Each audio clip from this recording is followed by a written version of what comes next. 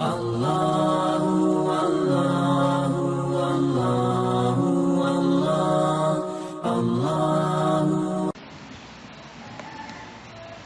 Innal hamdalillah nahmaduhu wa nasta'inuhu wa nastaghfiruh wa na'udzu billahi min shururi anfusina wa min sayyiati a'malina.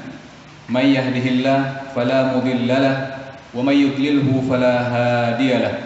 Asyhadu an la ilaha illallah wa asyhadu anna Muhammadan abduhu wa rasuluh la nabiyya wa la rasula ba'dah. Allahumma salli wa sallim ala nabiyyina Muhammad sallallahu alaihi wasallam wa ala alihi wa sahbihi wa man tabi'ahum bi ihsan ila yaumiddin, amma ba'd. Ya ayyuhalladzina amanu taqullaha haqqa tuqatih wa la tamutunna illa wa antum muslimun. Kaum muslimin, jemaah Jumat yang dirahmati Allah, marilah senantiasa kita meningkatkan ketakwaan kita kepada Allah Tabaraka wa Ta'ala. Takwa dalam arti yang sebenarnya adalah mengerjakan perintah-perintah Allah dan menjauhi larangan-larangan Allah Tabaraka wa Ta'ala. Oleh sebab itu, seorang muslim tidak cukup hanya mengerjakan perintah-perintah Allah saja, tapi tetap melakukan larangan-larangan Allah Tabaraka wa Ta'ala. Tentunya seorang muslim yang baik adalah seorang yang mengerjakan perintah-perintah Allah dan diiringi dengan meninggalkan larangan-larangan Allah Tabaraka wa Ta'ala. Oleh sebab itu, salah seorang sahabat Nabi yang mulia, Hudzaifah bin Yaman, beliau mengatakan, "Kana an-nasu yas'aluna Rasulullah sallallahu alaihi wasallam 'anil khair wa kuntu as'aluhu 'anil syarr makhafatan an yudrikani."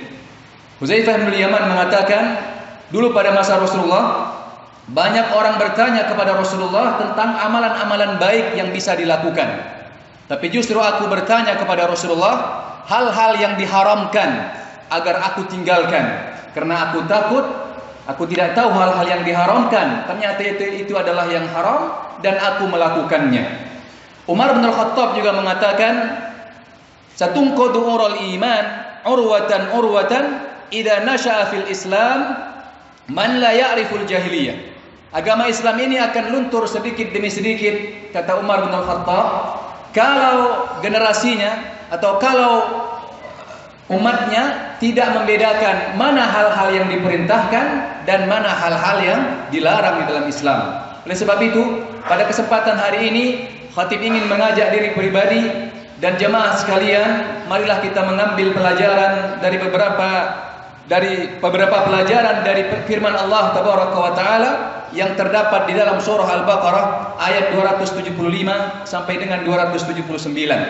Ayat ini bercerita tentang satu hal yang diharamkan oleh Allah Tabaraka wa Ta'ala, tetapi ini banyak dilakukan oleh kaum muslimin. Bahkan sudah menjadi bagian dari kehidupan kaum muslimin yang kadang-kadang sebagian kaum muslimin tidak menyadarinya, atau kadang-kadang dia tahu ini haram tetapi tetap saja melakukannya. Oleh sebab itu, mudah-mudahan dengan mendengar ayat-ayat Allah Tabaraka Ta'ala ini, kita menjadi tahu bahwa hal ini adalah haram, dan bagi yang sudah mengetahuinya berkenan untuk meninggalkannya agar tidak mendapatkan azab Allah Tabaraka wa Ta'ala. Di dalam Al-Baqarah ayat 275, Allah Tabaraka Ta'ala mengatakan, "Alladzina ya'kuluna ar-riba la yaqumuna illa kama yaqumu alladhi yatakhabbathu asy-syaitanu minal mas." Allah mengatakan bahwa orang-orang yang memakan riba di dunia ini, orang-orang yang bertransaksi dengan riba di dunia ini, nanti di hari akhirat ketika Allah Tabaraka wa Ta'ala membangkitkan seluruh manusia dari kuburannya. Karena kita nanti di hari akhirat akan dibangkitkan oleh Allah Tabaraka wa Ta'ala dari kuburan kita masing-masing.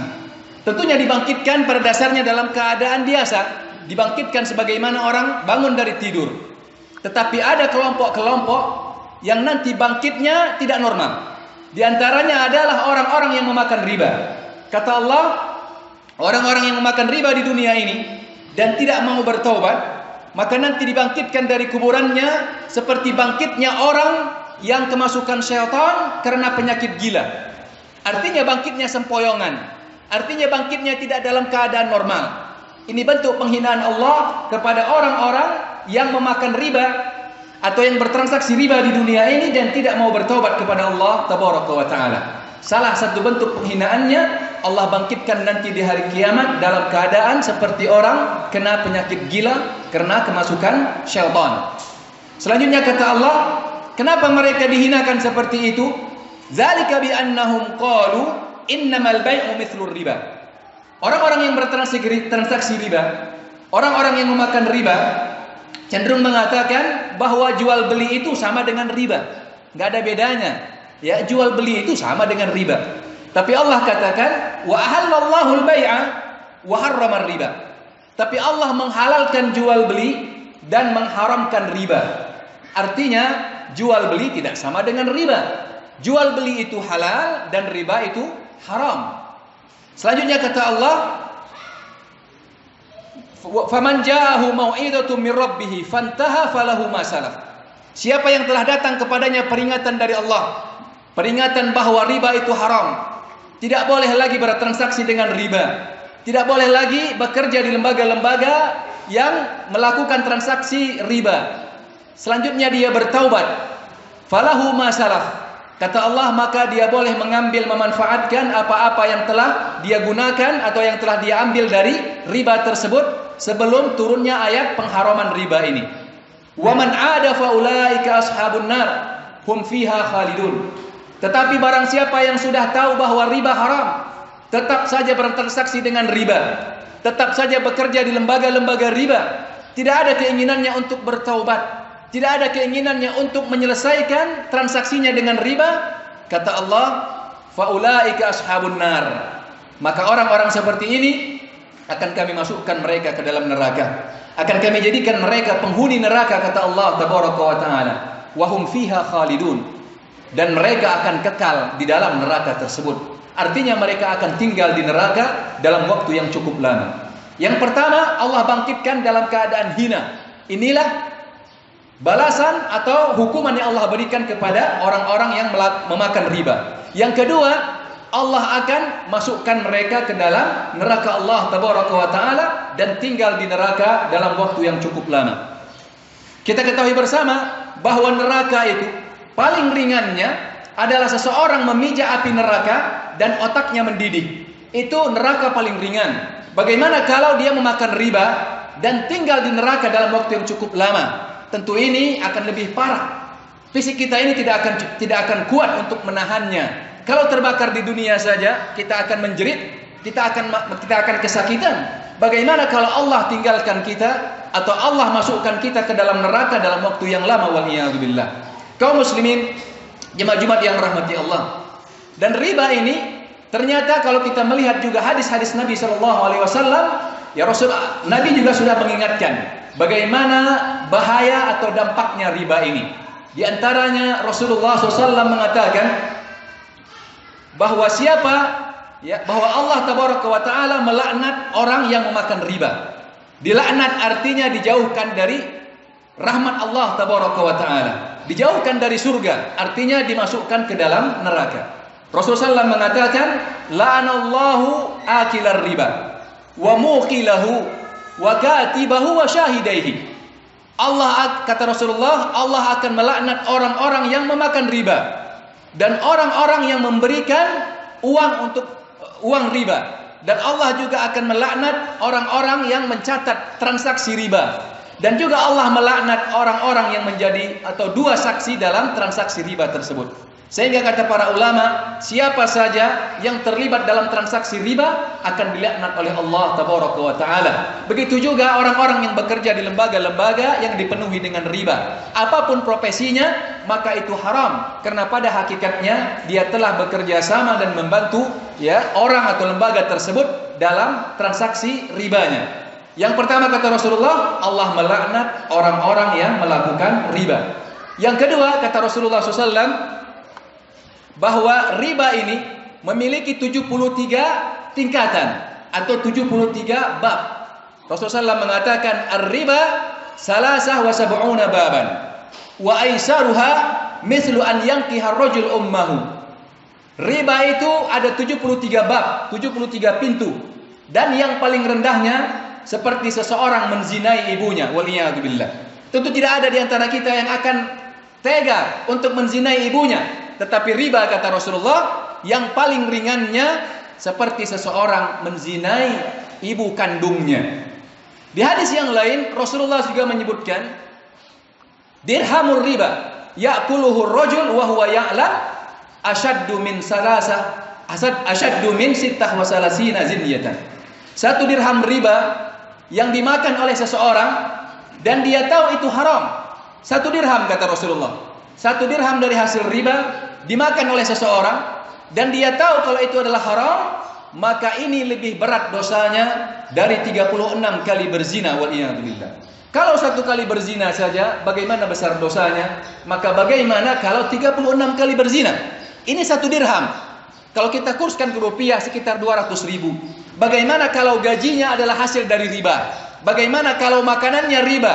Rumahnya dibangun dari riba, kendaraannya dibeli dari hasil riba, semuanya dia dihasilkan dari hasil riba. Maka bagaimana besar dosanya orang yang melakukan semuanya ini atau memenuhi kebutuhannya dengan perbuatan-perbuatan riba tersebut. Waliyadzubillah. Kaum muslimin, jemaah Jumat yang rahmati Allah. Di hadis yang lain juga Rasulullah SAW menyebutkan ternyata memang riba ini ya tidak hanya berdampak kepada pelakunya, tetapi berdampak kepada orang-orang yang berada di sekitarnya. Kata Rasulullah SAW, "Idza zahara zina war riba fi qaryatin." Kalau zina dan riba sudah merebak di sebuah komunitas, faqad ahallu bi anfusihim adzaballah. Sungguh masyarakat tersebut sudah siap untuk diazab oleh Allah tabaraka wa taala. Oleh sebab itu ini menjadi pelajaran bagi kita bahwa seorang muslim tidak cukup bagi dirinya yang penting saya tidak terlibat dengan riba. Biarlah tetangga saya, biarlah teman saya. Tapi perlu diingat bahwa riba dan zina kalau sudah berkembang di sebuah komunitas dan tidak ada orang-orang yang mengingatkannya, maka Allah akan turunkan azab. Allah akan turunkan bencana kepada pelaku riba, kepada pelaku zina tersebut, dan kepada orang-orang yang tidak melakukannya tapi mereka tidak mau saling mengingatkannya. Ini menjadi pelajaran penting bagi kita bagaimana riba ini berdampak sangat serius baik terhadap pelakunya dan juga terhadap orang-orang yang berada di sekitarnya tersebut atau di dalam komunitas tersebut. Selanjutnya di ayat yang ke-276 Allah juga mengatakan yamhaqullahu riba wa yurbis shadaqat. Allah akan menghancurkan riba dan akan mengembangkan sedekah. Para ulama kita mengatakan, bagaimana Allah menghancurkan riba? Artinya Allah akan menghancurkan orang-orang yang penghasilannya dari riba, orang-orang yang mengumpulkan hartanya dari riba.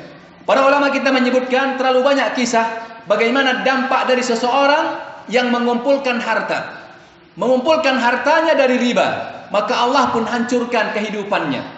Tidak jarang di antara orang-orang yang mengumpulkan hidupnya atau memenuhi hidupnya, mengumpulkan hartanya dari riba, apa yang Allah berikan kepadanya terjadilah pada dirinya, meskipun secara zahir kita melihat hartanya terus bertambah, mobilnya terus bertambah, rumahnya bertambah lebar terus, kebunnya terus bertambah, tapi karena hasil yang riba, maka Allah hukum dia. Dihukum dengan apa? Secara harta dia bertambah, tapi Allah hancurkan keluarganya.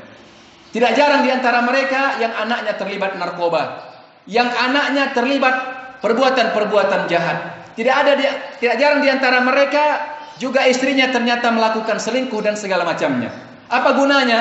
Harta bertambah, harta berlipat, tetapi kalau anak tidak beres, kalau istri tidak beres, beginilah kata para ulama, salah satu bagaimana Allah menghancurkan riba tersebut.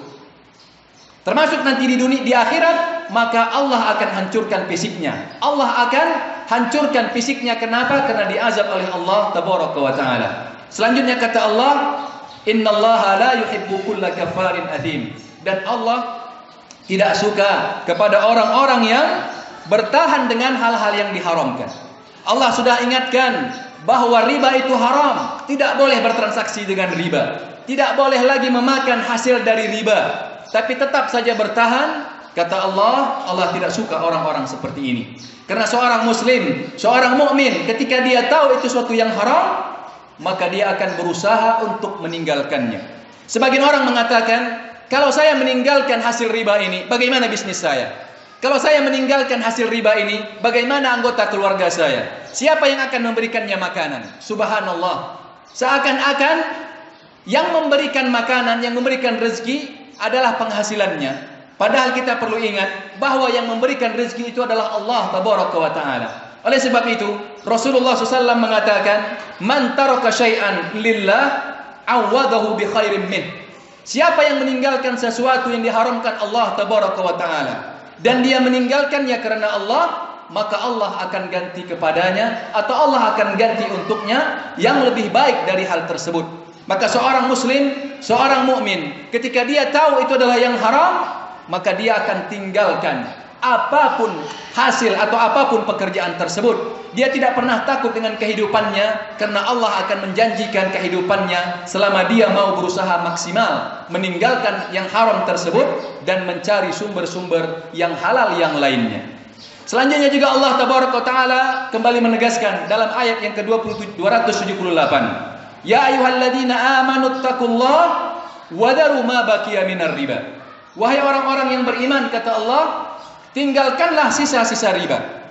Artinya, setelah turun ayat ini, setelah datang peringatan dari Allah, masih ada di antara kita yang bertransaksi dengan riba, atau masih ada yang bekerja di lembaga-lembaga riba, kata Allah, tinggalkan sisa-sisa riba tersebut. In kuntum mu'minin. Bahkan kata Allah, jika memang kalian benar-benar orang yang beriman. Kata para ulama kita, ternyata Allah mengikat keimanan dengan salah satunya adalah meninggalkan riba. Sehingga orang-orang yang masih terus bertahan dengan ribanya, tidak ada usahanya untuk meninggalkan riba. Kata para ulama, keimanannya ini dipertanyakan. Keimanannya belum sempurna. Bahkan di ayat yang ke-279, Allah mengatakan, "Fa in lam taf'alu fa'zanu biharbin minallahi wa rasulih." Dan kalau kalian tidak mau meninggalkan riba, kata Allah Tabaraka wa Ta'ala, maka Allah dan Rasulnya mengumumkan perang terhadap pelaku-pelaku riba tersebut.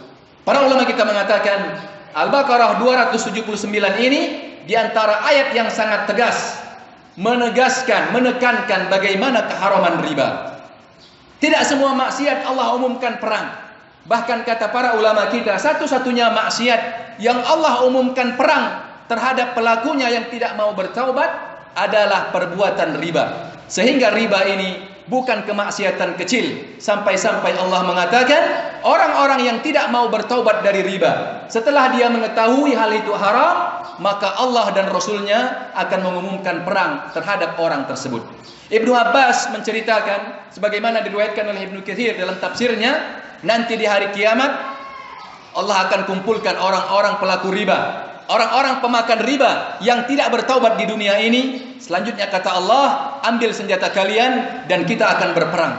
Kaum muslimin, jemaah Jumat yang rahmati Allah, siapa kita yang sanggup berperang dengan Allah Tabaraka wa Ta'ala?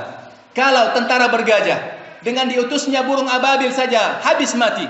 Kalau Raja Namrud dengan diutusnya satu ekor nyamuk saja mati. Bagaimana kalau kita diajak berperang dengan Allah Tabaraka wa Ta'ala, Rabb yang memiliki segala-galanya? Tidak ada di antara kita yang mampu untuk berperang dengan Allah Tabaraka wa Ta'ala. Oleh sebab itu kata para ulama, bertaubatlah kita di dunia ini dari riba, sebelum nanti di hari akhirat Allah mengajak kita untuk berperang dengan Allah Tabaraka wa Ta'ala.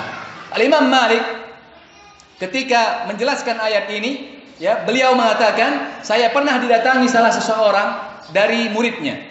Muridnya ini berkata, "Wahai Imam Malik," ya, dia mengatakan bahwa istrinya itu akan dicerainya dengan syarat kalau ada makanan yang lebih jelek yang masuk ke dalam mulut seorang anak Adam dari narkoba atau dari minuman khamar atau dari minuman keras.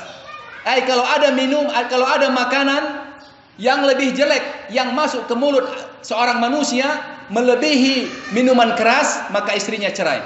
Maka dia mengatakan, "Wahai Imam Malik, bagaimana pendapatmu? Apakah ada makanan yang lebih jelek dari minuman keras, dari narkoba?" Maka Imam Malik mengatakan, "Tunggulah, aku akan cari jawabannya dalam Al-Quran dan dari hadis. Kembalilah engkau dulu dan besok datang lagi." Hari yang kedua, si penanya datang kepada Imam Malik. "Wahai Imam Malik, apakah engkau mendapatkan jawabannya?" Imam Malik mengatakan, "Belum, aku sedang mencari di Al-Quran dan sedang mencari di hadis. Kembalilah besok hari." Maka hari ketiga, si penanya kembali bertanya, "Wahai Imam Malik, apakah engkau mendapatkan ada makanan yang lebih jelek dari minuman keras, dari narkoba yang masuk ke mulut seorang anak manusia, maka Imam Malik mengatakan, aku mendapatkan itu di dalam surah Al-Baqarah ayat 279, karena Allah mengumumkan perang terhadap orang pelaku riba dan Allah tidak mengumumkan perang terhadap kejahatan-kejahatan yang lain. Artinya kata Imam Malik bahwa hasil riba yang engkau berikan kepada anakmu, yang engkau masukkan ke dalam mulutmu, itu lebih jelek dari makanan, dari minuman keras, dari narkoba. Dan berarti istrimu engkau harus ceraikan, karena engkau mensyaratkan tadi kalau ada makanan yang lebih jelek dari minuman keras maka istrimu cerai. Kata Imam Malik, dan aku mendapati bahwa hasil riba itu lebih jelek dari minuman keras dan dari narkoba. Selanjutnya kata Allah tabaraka wa taala, wa in tubtun falakum ru'usu amwalikum la tazlimuna wa la tuzlamun. Dan kalau kalian mau bertaubat, ya, maka kalian tidak akan dirugikan oleh Allah tabaraka wa taala dan kalian tidak akan merugikan orang lain. Artinya orang-orang yang meninggalkan riba, Allah tidak akan merugikan hidupnya. Allah akan ganti hidupnya yang dengan yang lebih baik selama dia memang yakin dengan keyakinannya kepada Allah untuk meninggalkan hal-hal yang diharamkan tersebut. Kaum muslimin jemaah Jumat yang rahmati Allah, inilah beberapa pelajaran yang dapat kita ambil dari surah Al-Baqarah 275 sampai dengan 279. Mudah-mudahan bisa memberikan gambaran tentang bagaimana keharaman riba dan besarnya dampak riba tersebut baik di dunia maupun di akhirat, yang semua itu kita berharap mudah-mudahan menjadi motivasi kita untuk meninggalkan riba dan mencari sumber-sumber yang halal, yang dengan hal itu kita mendapatkan ridha Allah tabaraka wa taala dan dimasukkan ke dalam surga Allah tabaraka wa taala. Fa'tabiru ya ulil absar la'allakum turhamun.